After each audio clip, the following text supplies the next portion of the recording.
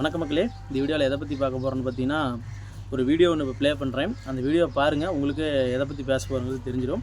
First video பார்த்துட்டு இருந்துருங்க. ஏடா உரமா பேசுறா, நம்ம வாங்கிட்டு தான் ஓடுவோம். அவன் சாவ போறான், கூட சேர்த்து செத்துருவான், அவ்வளோதான். ஏங்க இது மாதிரி கூட்டத்தை கூட்ட முடியுமாங்க? காசு கொடுக்காம போய் மரத்தை கட்டி முடிச்சு அழுதுறாங்க. அவனா பொட்டாங்க. அவன் நேரம் இவ்வளோ பேர் இங்கே நிற்கிறோம்ல, இங்கே வந்து பேச சொல்லுங்க. அடிச்சு ஓட விட்டுருவான். அவனா இவ்வளோ தளபதி பிள்ளைங்க நிற்கிறோம், இங்கே வந்து பேச சொல்லு. அவனை சூற விட்டுருவான், அவ்வளோதான். இவ்வளோ தலை எல்லாம் வீடியோ பார்த்துட்டிங்களா? உங்களுக்கே தெரிஞ்சிருக்கு இப்போ நான் எதை பற்றி பேச போகிறேன்னு. நான் இது வரைக்கும் அந்த சேனல் ஆரம்பித்து பெரிய வீடியோக்கள் எதுவும் போட்டதில்லை. ஒரே ஒரு 2 பெரிய வீடியோ போட்டிருப்பேன். நான் வேலை, அந்த கட்டட வேலை, நான் செய்கிற வேலையை அது கோணல் மாலில் கேமரா வச்சு எடுத்து போட்டிருப்பேன். ஒன்று பார்த்திங்கன்னா, எங்கள் ஊரில் மானத்தால்னு ஒரு ஏரி இருக்குது. அது தண்ணி ஃபால்ஸ் மாரி ஊற்றும். அதை போய் ஒரு டைம் எடுத்து போட்டிருப்போம். அதுவும் கொஞ்சம் நல்லா இருக்காது. நல்லா ப்ரொஃபஷனலாக எடுத்து போடுற மாரிலாம் எடுத்து போடாத, ஏதோ கட்டாயத்துக்கு எடுத்து போடணும் அப்படின்னு சொல்லிட்டு எடுத்து போட்டிருப்பேன். இது வரைக்கும் நான் 2 பெரிய வீடியோ தான் போட்டிருப்பேன்.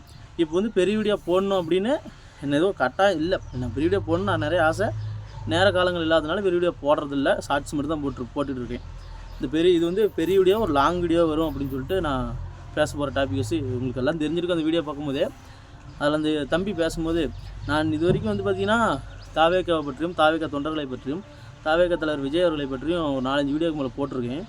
வெறுமனை கூட விஜய் என்று அவரை சொல்லியதில்லை. தலைவர் விஜய், தாவேக்கா தலைவர் விஜய், திரு விஜய் அவர்கள், அப்புறம் பார்த்திங்கன்னா விஜய் அவர்கள்னு கூட சொல்லியிருப்பேன். வெறுமனை விஜய் என்று கூட சொல்லியதில்லை. இந்த வீடியோ பேசும்போது பயமாக இருக்குது. இவர்கள் பண்ணியதா எங்கேயோ ஒரு இடத்துல அவர் எதாவது தரக்குறவா விஜய் அப்படி இப்படி சொல்லிட்டு இதை பேசிடுவோமோ அப்படின்னு சொல்லிட்டு பயமாக இருக்குது. டாபிக் உள்ளே போயிடுவோம். அந்த தம்பி பேசுகிற அப்படி சீமானை பற்றி பேசியது, இதை பற்றிலாம் பேசணும்னா காசு கொடுக்காம இவ்வளோ கூட்டம் கூட்ட முடியுமா அப்படின்னு சொல்லிட்டு சொல்கிற அப்படி திரைக்கவர்ச்சி வச்சு வந்த விஜய் அவர்களுக்கு இவ்வளோ கூட்டம் கூடியதற்கும் இனிமேல் வரப்போகிற கூட்டத்திற்கும் எந்த ஒரு அர்த்தமும் இல்லை. திரை கவர்ச்சினாலே இந்த கூட்டம் கூடியிருக்குன்னு சொல்லேன். அந்த தம்பிக்கு ஒரு கிளாரிஃபை பண்ணலாம்னு நினைக்கிறேன். நான் என்ன கிளாரிஃபைனா, அஜித் அப்புறம் பார்த்திங்கன்னா ரஜினி அவர்கள் இருக்காங்க இல்லைங்களா, அஜித் அவர்களும் ரஜினி அவர்களும் அவங்க இருக்காங்க இல்லைங்களா, அவங்க அரசியல் கட்சி ஆரம்பிக்க போகிறதில்ல. தன்னுடைய பெருமையை பெருந்தன்மையை விற்பனையாக்க போகிறதில்ல. அவங்க கண்டிப்பாக அவங்க பண்ண போகிறதில்ல. ஒருவேளை அஜித் அவர்களோ ரஜினி அவர்களோ தெருவுக்கு அப்போ நான் எல்லாம் பண்ணிட்டேன், முடிஞ்சிருச்சு, அஜித் அவர்கள்லாம் பார்த்திங்கன்னா ரசிகர் மன்றமே கிளச்சிட்டேன். அப்படி ரசிகர் மன்றத்தையும் கிளச்சிட்டேன். ஒரு சந்திப்பு வைப்போமே, ரசிகர்கள் சந்திப்பு ஒன்று வைப்போம் அப்படின்னு சொல்லிட்டு மதுரையோ திருச்சியோ ஏதோ ஒரு கோயம்புத்தூரோ ஏதோ ஒரு ஊரில் வச்சாருன்னு வச்சுங்க, தமிழகம் 2 கூட்டம் போகும். தம்பி பேசுகிறா அப்படி இல்லை, அந்த தம்பி முதற்கொண்டு போவாங்க. வேறு திரு அஜித் அவர்களை பார்ப்பதற்கு அந்த தம்பி முதற்கொண்டு போவாங்க. இதே போல் இன்னொரு வீடியோ இருக்குது. அந்த வீடியோ வீடியோவோட கடைசீட்டில் போட்டு அதுக்கான விளக்கத்தை தரேன். அவ்வளோ பெரிய கூட்டம் அஜித் அவர்களுக்கு கூடும். அந்த தம்பிக்கு தெரியல, நம்ம கட்சியின் தலைவருக்கு, நாம் ரசித்த தலைவருக்கு தான் அவ்வளோ கூட்டம் வருது அப்படின்னு சொல்லிட்டு அவர் நினச்சிட்டு இருப்பார் போல். அரசியல் படுத்தப்பட வேண்டும், அதாவது தாவேக்கா தொண்டர்களையும் தாவேக்கா ரசிகர்களையும் அரசியல் படுத்த வேண்டும். தாவேக்காவுக்கு ரசிகலாக தானே தொண்டர்களாக இருக்காங்க. ரசிகர்னு சொன்னதுக்கு நான் ஃபஸ்ட்டு கொஞ்சம் அச்சப்பட்டேன். ரசிகர்னு சொல்லக்கூடாது இல்லையா, ஒரு அரசியல் கட்சியில் இருப்பவர்களே உறுப்பினர்களே ரசிகர்னு சொல்லுவேன். ரசிகர்களாக இருந்தவர் தான் நீங்கள் தொண்டரா மாதிரி இருக்காங்க. ரசிகர்கள் என்று தானே சொன்னோம், என்ன வேறு என்ன சொல்ல முடியும். அந்த தம்பி எப்படி பேசுகிற அப்படி, நாம் இப்போ வட்டார நம்ம உள்ளூருக்குள்ளே நான் பேசிக்கும்ல, எனக்கு அஜித் அவர்களை பிடிக்கும், எனக்கு விஜய் அவர்களை பிடிக்கும், நான் ஐயா கமல்ஹாசன் அவர்களை பிடிக்கும், ஐயா ரஜினிகாந்த் அவர்களை பிடிக்கும், திரு சூர்யா அவர்களை பிடிக்கும் அப்படின்னு சொல்லிட்டு நான் பேசிக்கிட்டு அவர் பெரியவர்னு சண்டை போட்டுக்கோங்களா. நம்ம பசங்களுக்குள்ள சின்ன பசங்களுக்குள்ள ஸ்கூல் போகிற காலங்களில் நம்ம பண்ணியிருப்போம் கண்டிப்பாக எல்லாருமே. அது போல் தானே பேசுகிறாரு. அதனால் ரசிகர்கள் தான் சொல்லணும், அவங்கள தொண்டர்களும் சொல்லக்கூடாது. ரசிகர்கள்லேருந்து தொண்டர்களாக மாற்றுவதற்கு, அரசியல் படுத்துவதற்கு தலைவர் சரியாக இருக்க வேண்டும். இது வரைக்கும் தாவேக்கா தலைவர் விஜய் அவர்கள் சரியாக இல்லை என்று தான் சொல்வேன். ஏன்னு கேட்டிங்கன்னா, ஏற்கனவே நான் ஷார்ட்ஸ்லாம் போட்டிருப்பேன். ஷார்ட்ஸ்லாம் போய் பாருங்கள். ஒரு பகிரங்க அறிவிப்பட வேண்டும், ரசிகர்களாக ஒருவரும் என்னை பார்க்க வராதீர்கள், தொண்டராக வாருங்கள், மக்களுக்கு சேவை செய்ய போகிறேன் என்று சொல்லி ஒரு பகிரங்க அறிவிப்பு விடுங்கள்லாம் சொல்லி ஷார்ட்ஸில் பேசியிருப்பேன். நான் பேசுகிறது அவர் பார்க்க போவதில்லை. அவருக்கு தெரியுமா தெரியாதா, எத்தனை பேர் எழுதி கொடுப்பதற்கு இருந்தாலும் அதை பார்த்து படிக்கிற நீங்கள் இது அந்த எழுதி கொடுக்குறவங்க கூட உங்களுக்கு சொல்லலையா அப்படிங்கிறது தான் ஒரு கேள்வியாக இருக்குது. இவர் பார்த்திங்கன்னா கொள்கை எதிரி வேறு, அரசியல் எதிரி வேறு, கொள்கை வேறு அரசியல் வேறுன்னு நினச்சிட்டு இருக்கிறாரு. அப்புறம் எப்படி இந்த இவங்களுடைய கொள்கை தலைவர்களை பற்றினா எதுவும் பேசக்கூடாது, அவங்க பேசுகிறாங்க, அதனால் அது பேசுகிறத பற்றி விமர்சனம் வைக்கக்கூடாதுன்னு சொல்லிட்டு யோசித்தேன். இருந்தாலும் விமர்சனம் பண்ண வேண்டிய நிலைக்கு நம்மளை தள்ளப்படுறாங்க. ஏன்னா பார்த்திங்கன்னா சரி மாறிடுவாங்க, அப்படியே மாறிட்டே வந்துடுவாங்க, கொஞ்சம் மாறி கரெக்டாக இருந்துருவாங்கன்னு நினச்சேன். கரெக்டாக ஆகிற மாதிரி தெரியல, நாம் தான் கரெக்டாக பண்ணுன்னு சொல்லிட்டு தோணுது. அவர்களின் கொள்கை தலைவர்கள் ஒருவராகிய ஐயா காமராஜர் பற்றி அவங்க பேசுகிறாங்க. எங்களின் கொள்கை தலைவராக ஐயா காமராஜர் அவரை போல் ஆட்சி கொடுப்புன்னு பேசுகிறாங்க.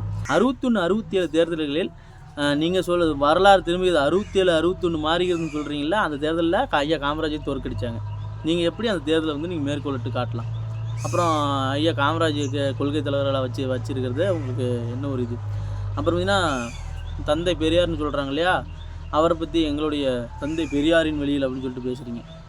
தந்தை பெரியார் என்ன பண்ண இப்போ வந்து இந்த கொஞ்சம் காலமாகவே நீங்கள் எப்போ கொள்கை தலைவர் தந்தை பெரியார்னு அறிவிச்சிங்களோ அப்பிலிருந்தே சரி, போற்றியவர்களை விட தூற்றியவர்கள் தான் அதிகமாக இருக்காங்க. போட்டு பொலை காட்டிட்டாங்க. இன்னமும் அவங்களுக்கு புரியல பெரியாரை பற்றி என்னன்னு சொல்லிட்டு.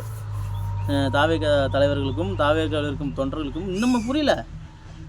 பெரியாரை போட்டு அடித்து நுணுக்குனாங்கன்னு சொல்லிட்டு ஒரு வீடியோ யூடியூப்பில் அந்த மேலே ஃபோட்டோ போடுறேன் பாருங்கள். அந்த வீடியோ அந்த சேனலில் போய் பாருங்கள். 2 மணி நேரம் புக்கை கையில் வச்சுட்டு அப்படியே ஆதாரத்தோடு சொல்கிறாங்க.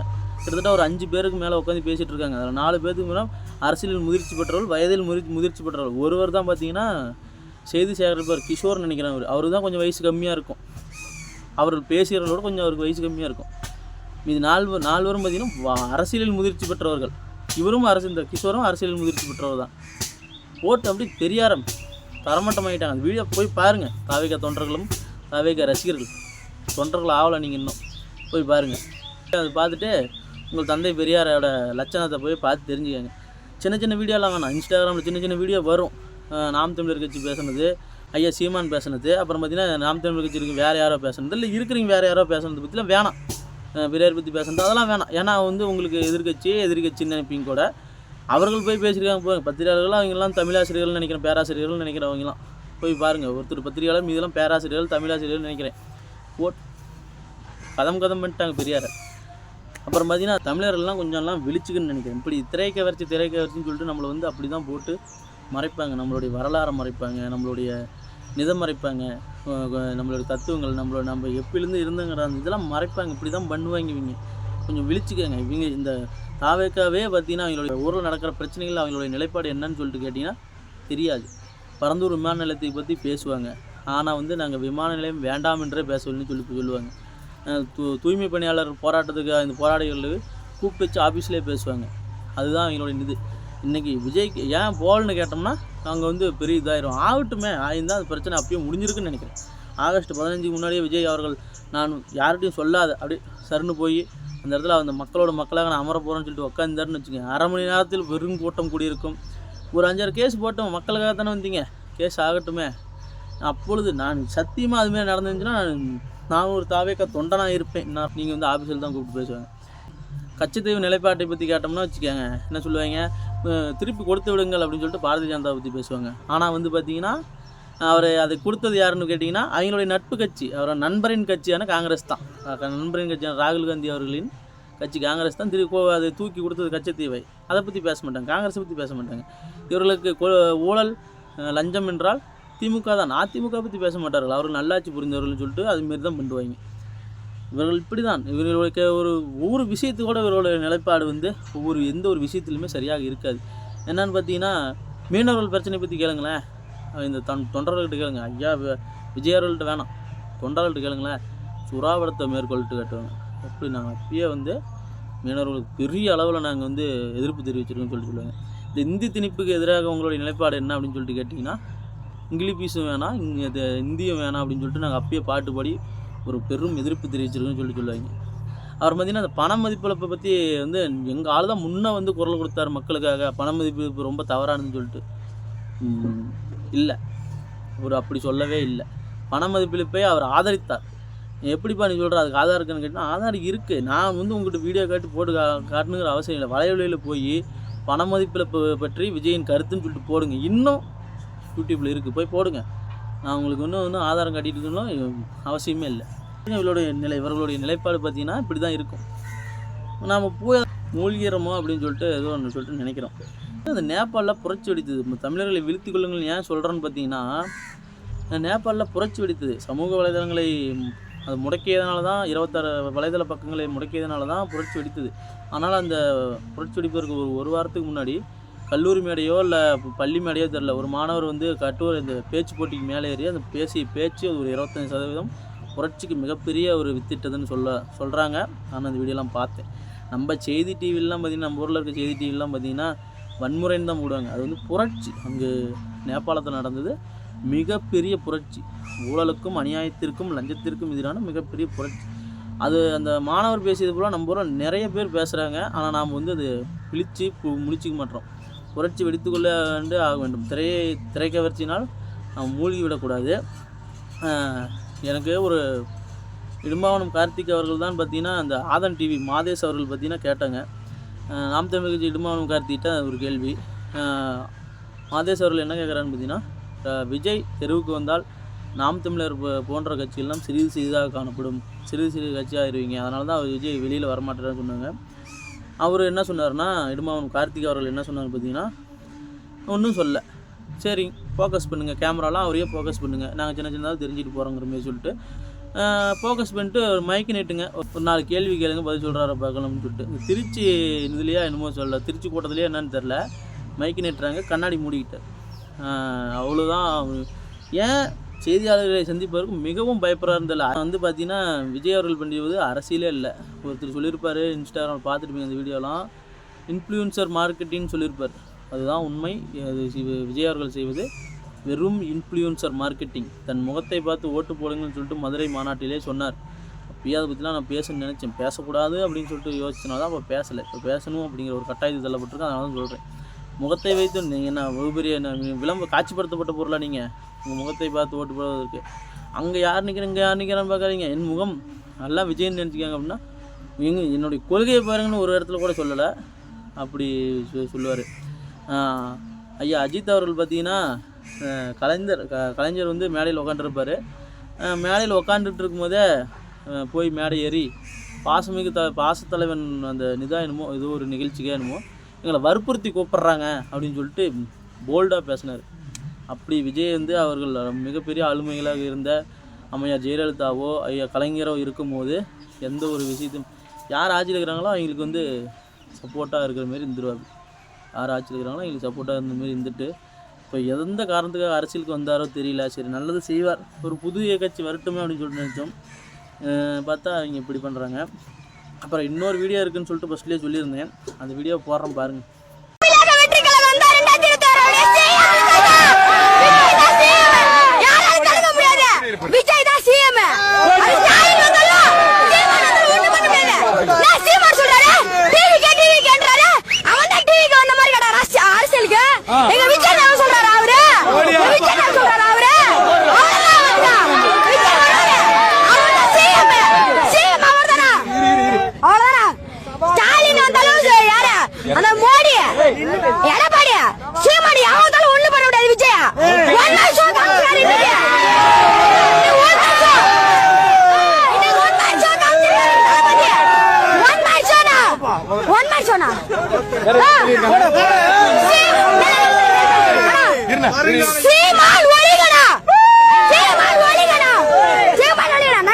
ஆமகரித்தின்ற சீமான் வாழ்கன் ஒளிகன் சொல்லு.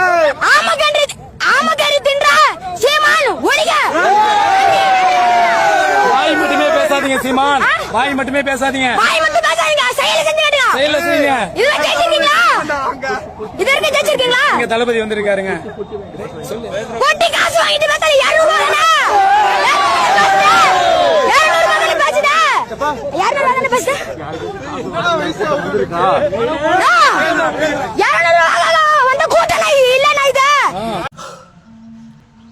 வீடியோவெல்லாம் பார்த்துருப்பீங்க, இன்ஸ்டாகிராம் நிறைய பார்த்துருப்பீங்க.